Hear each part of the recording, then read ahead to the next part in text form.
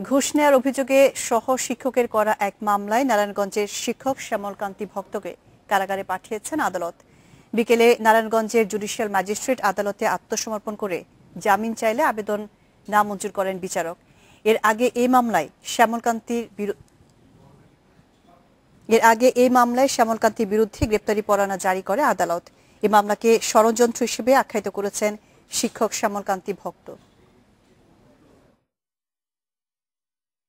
গত বছরের ১৩ মে নারায়ণগঞ্জের পিয়ার সাত্তার লতিফ উচ্চ বিদ্যালয়ের প্রধান শিক্ষক শ্যামলকান্তি ভক্তকে স্থানীয় এমপি সেলিম ওসমানের নির্দেশে শারীরিক নির্যাতন ও কান ধরে উঠবোস করানোর ঘটনায় সারা দেশে আলোড়ন সৃষ্টি হয়।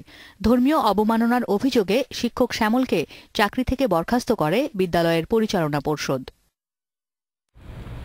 পরে হাইকোর্টের নির্দেশে বিচার বিভাগীয় তদন্ত হলেও শ্যামলকান্তির বিরুদ্ধে আনা অভিযোগের কোনো সত্যতা মেলেনি, বরং তাকে লাঞ্ছিত করার ঘটনায় এমপি সেলিম ওসমানের জড়িত থাকার উল্লেখ করা হয় তদন্ত প্রতিবেদনে।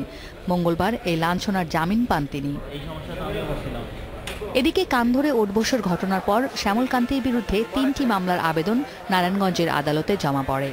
প্রাথমিক শুনানি করে আদালত প্রথম ২টি মামলার আবেদন খারিজ করে দিলেও বিদ্যালয়ের ইংরেজির শিক্ষক মোর্শেদা বেগমের কাছ থেকে ঘুষ নেওয়ার বিষয়ে তদন্ত করার নির্দেশ দেয়। গত ১৭ এপ্রিল শ্যামলকান্তি ভক্তকে অভিযুক্ত করে আদালতে তদন্ত প্রতিবেদন জমা দেয় পুলিশ, আর তা আমলে নিয়ে শ্যামলের বিরুদ্ধে গ্রেপ্তারি পরোয়ানা জারি করেছে আদালত।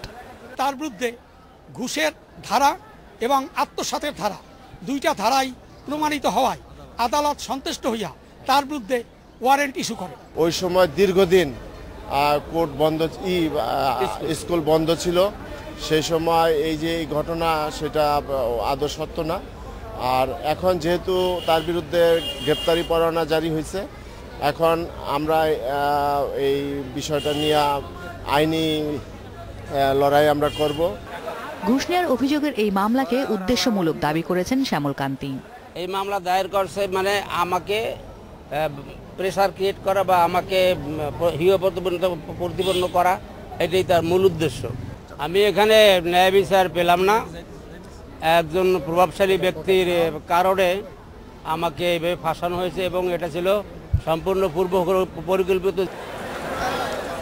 আসমামিতা, ইন্ডিপেন্ডেন্ট নিউজ।